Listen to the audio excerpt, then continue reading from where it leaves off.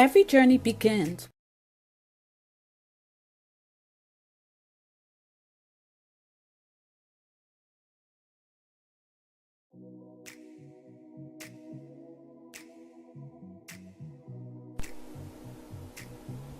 Every journey begins with a simple act of care.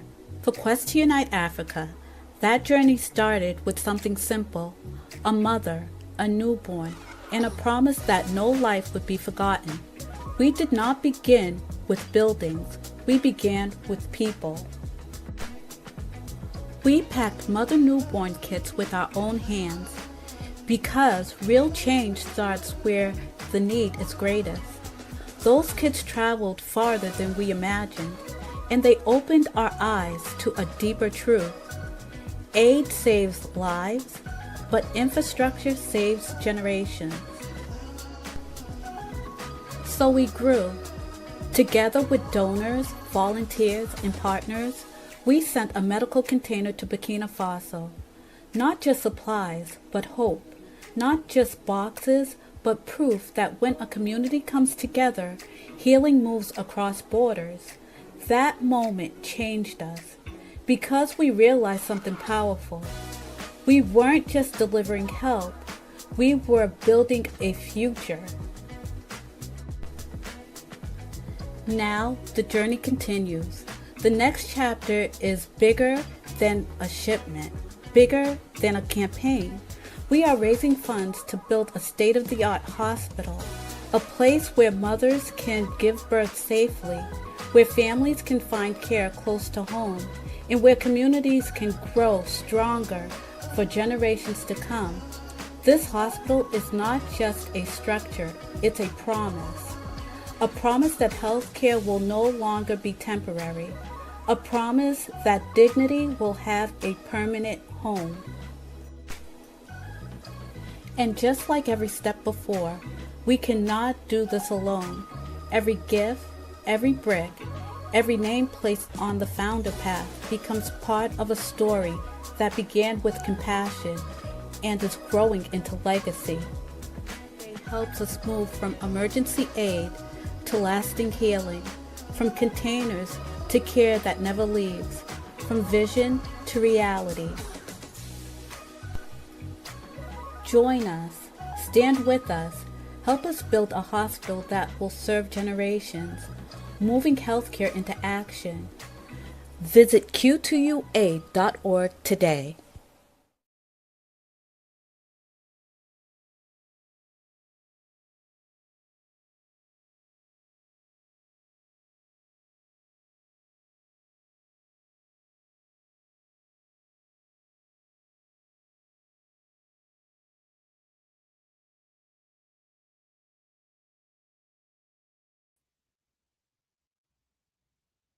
All right.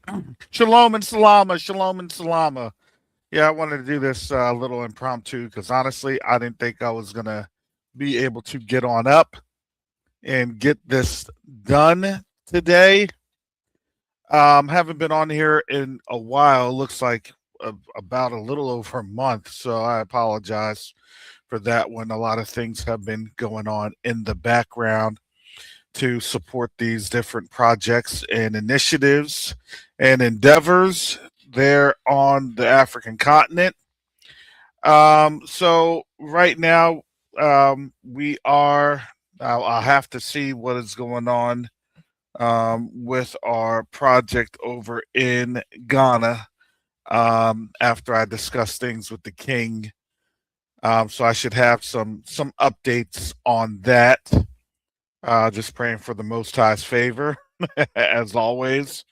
Um, and and there are also other opportunities that we're working to be able to support our brothers and sisters on the ground on the continent. And as a leader, I have to be mindful and recognize that sometimes with different goals that we have, um, some of those goals may not be available at that time.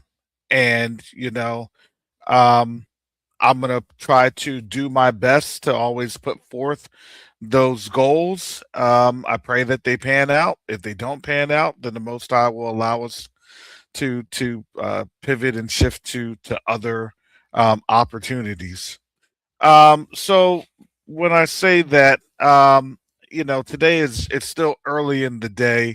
There is a deadline of sorts, and that's why I need to speak to the king to see about things. On the continent, it's going through some different changes, and those changes, excuse me as I drink some tea, those changes are necessary because it's providing a growth. And the growth is something that's different because this is the very first time in their nation, and I would say nations, a continent, and their generations to see a change of global order that's happening as we speak. And as it's happening as we speak, they are encountering that change in the global order. And that change is something that is strange and foreign to them, just as it is to us.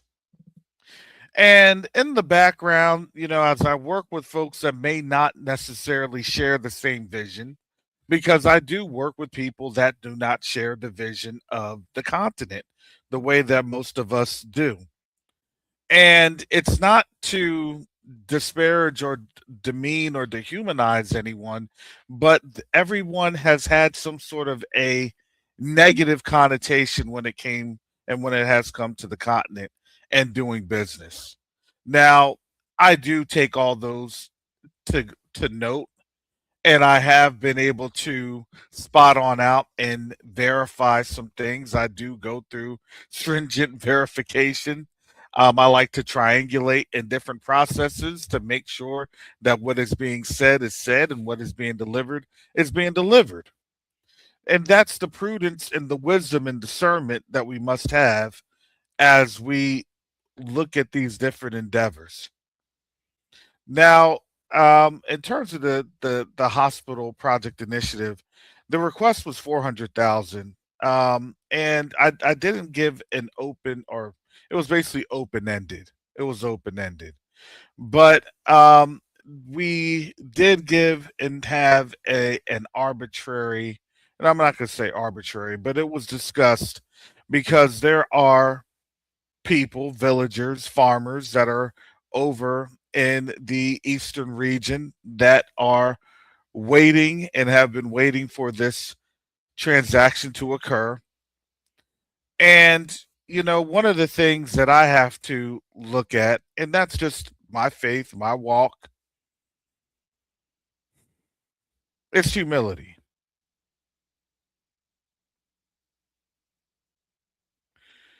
So all I can do is present the opportunities for our people. If I had the monies to fund things, I would do it. I've been there, I've seen the opportunities, and trying to explain that to folks, to show that in visuals, to give the understanding that these are the opportunities. I don't know what else to say. I can't say anymore. The reality is that it's still up to our people to understand what's happening in this world. I don't care how many fake peace treaties or peace deals or whatever they want to have, it doesn't matter. Because the global shift is coming and that shift is happening, and that shift is actually defining Africa right now. Hmm, here we go. Sorry, please bear with me. I'm trying to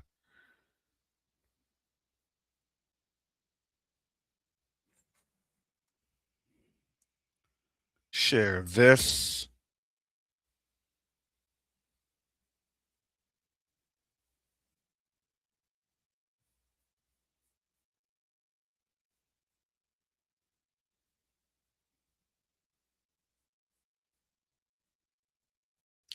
Africa's largest oil producer. All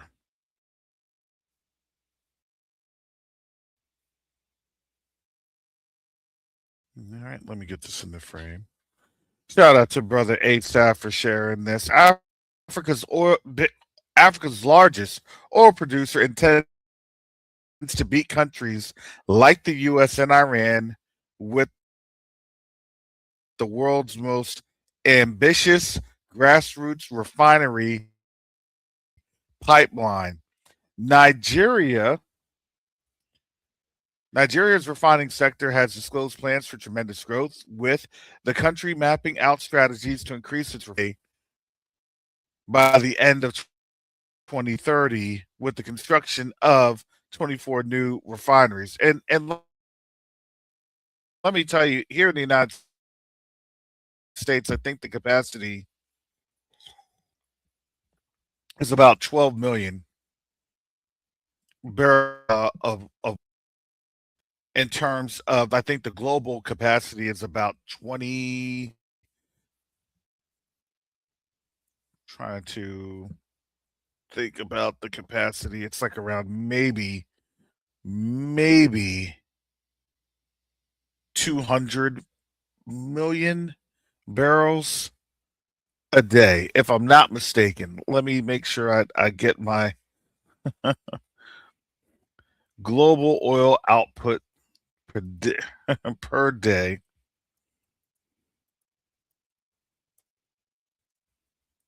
And of course, those numbers have been relatively skewed. Okay, 106 million barrels per day of liquid, which is about 84.5 million barrels per day of the crude oil. And yes, and now the U.S. It produces about 13.6 million, while Saudi Arabia produces around 11.2 million. Um, Now, again, production has gone down. And I would say that the 13.6 million, um, and that's oil, but for petroleum products, the United States is about 23 million.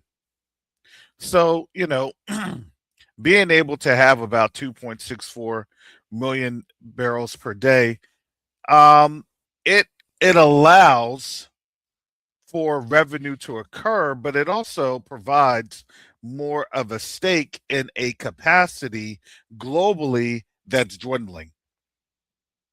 Now, if we look at what is happening and how things are being impacted, especially with the amount of consumption in terms of global oil and petroleum consumption, that is being diminished. I was just looking at, about and on some comments regarding a potential strike that hit Egypt, and it hit an oil. It was something related to oil um, storage and refining that was in the um, their Mediterranean port, which is their port that's the connector of the Suez Canal, and an alleged, and I keyword said the alleged drone from Iran or Iranian backed proxies had hit the ship, causing two ships to catch on fire. So one ship was targeted, and with that explosion, another ship had or was had combusted, had been set on fire. And so with that, what that showed was you now have major choke points in all of the maritime corridors there in the Middle East. So you have your Suez Canal, along with your Bab el Mandeb, and now the big one of the Strait of Hormuz, that are now hot contested zones, with the Strait of Hormuz being actively closed by Iran. And I say closed in terms of shipments coming through by way of Iranian control of the Strait of Hormuz. So not every so it's not a free flowing corridor of maritime trade or activity. Those days are gone. And now the opportunity for the continent, Nigeria, is right on the Atlantic. And it can get to places in South America. It can get to um,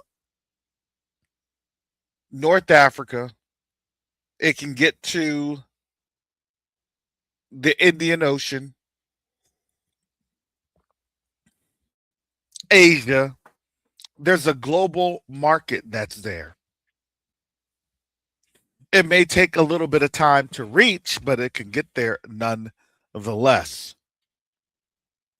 And so, right now, with the proposed construction of 24 new refineries, this creates a big deal because, again, strategically speaking, and I know Nigeria is a great oil producing nation, but I look at it like this: Nigeria is not the only ones that's looking at oil production, oil exploration, and things of that nature, because you still have the same thing going on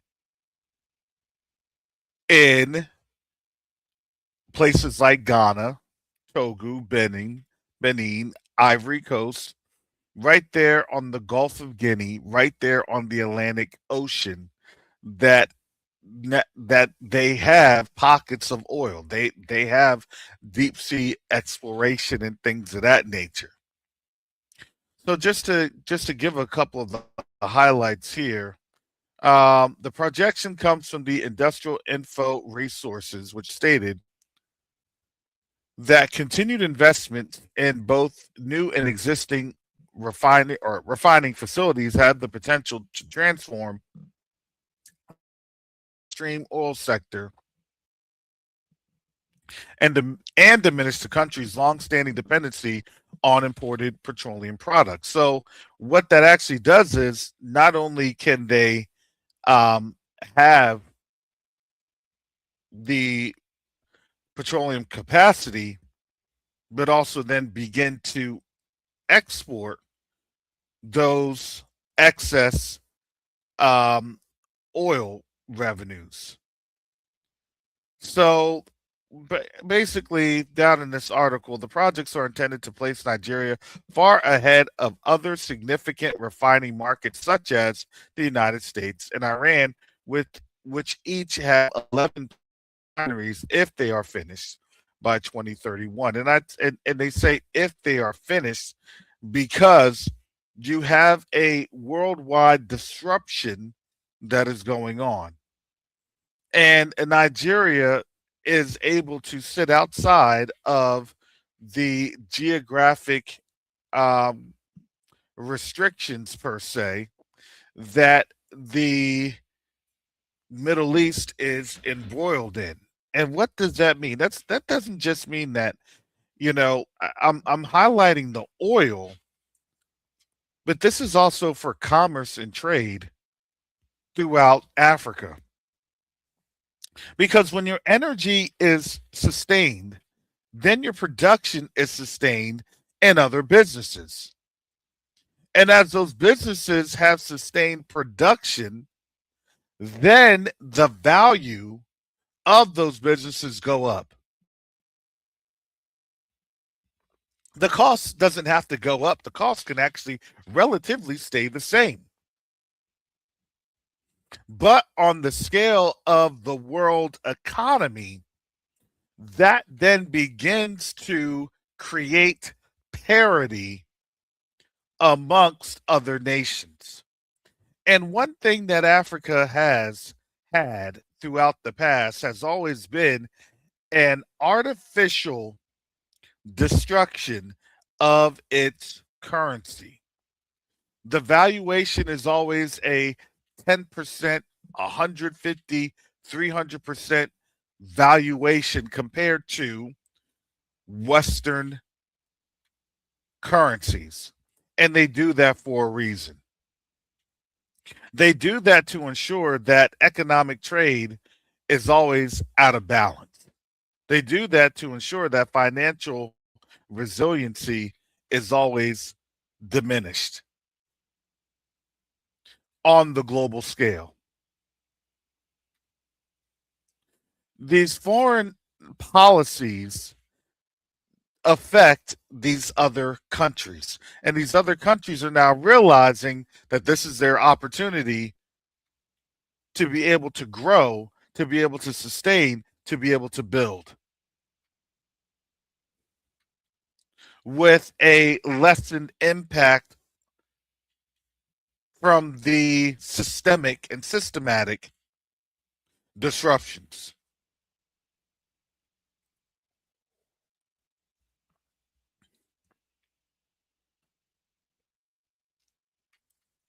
So, again, in this article, Nigeria is anticipated to process a greater portion of its crude oil domestically, enhance domestic fuel supply, lessen reliance on imports, and perhaps become a major exporter of refined petroleum products to other African markets by increasing domestic refinery. That's the name of the game.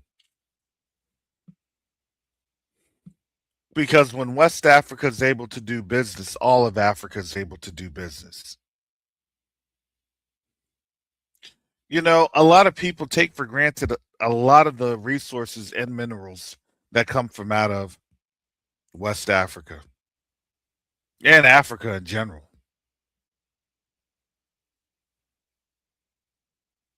Here at Q2UA, our focus is building the capacity for critical infrastructure and economic development, health, education, innovation, and production. Those are the building blocks, those are the cornerstones for a healthy and vibrant and thriving society. And that can be done on the continent. And the benefits that that reaps isn't just a benefit on the continent, but it's a benefit worldwide. When we know how to respect one another, when we know how to respect the talents of one another, the resources of one another, understand that the potential is limitless. What Africa has gone through has been a brain drain for centuries.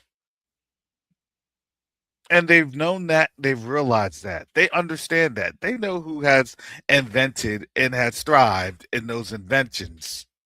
We haven't thrived, but we've helped others to thrive as we have innovated through necessity. The necessity of not being unalived, the necessity of ensuring that there is and had been the ability to work in a less chaotic environment with innovations on the plantation.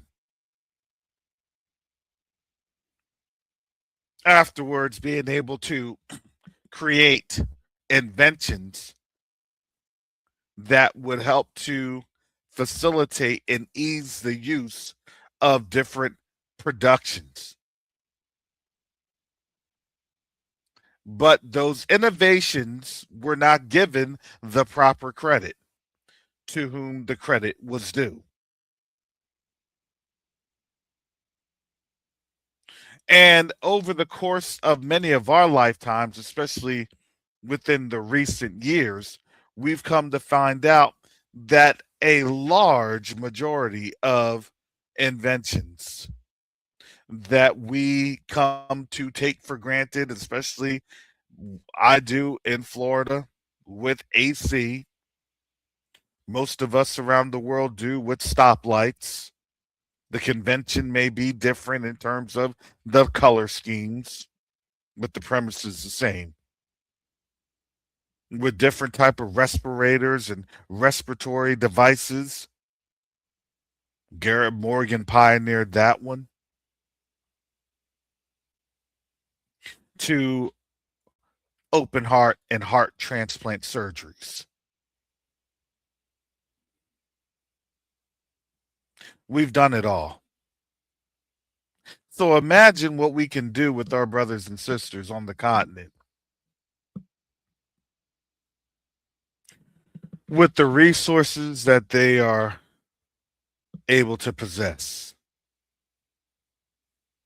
Well, resource and innovation creates modernization.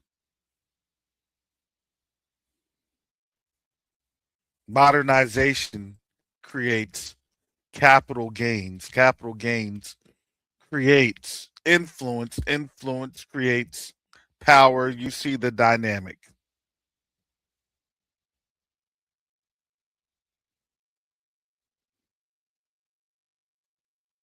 Understanding how to harness what has been what we've been blessed with is something that we're just beginning to understand fully in its fullness. And I wouldn't even say in its fullness, we're just tapping it. I think that's the most appropriate way and word to say. We're just tapping that potential.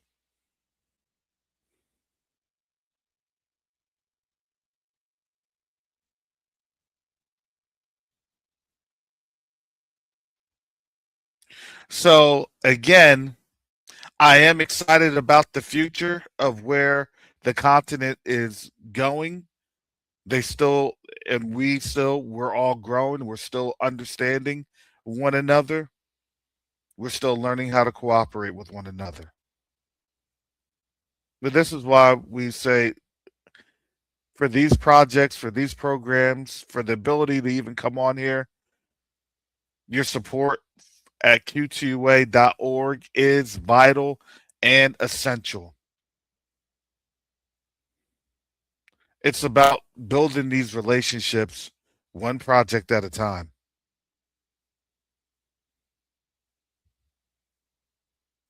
So, with that said, I was only going to jump on for a few minutes and go from there, trying to get back into my normal swing of things. As you will find me back on Covenant Awakenings on Monday. So, with that said, to all my Q2A family and beyond, be blessed. Shalom and salama.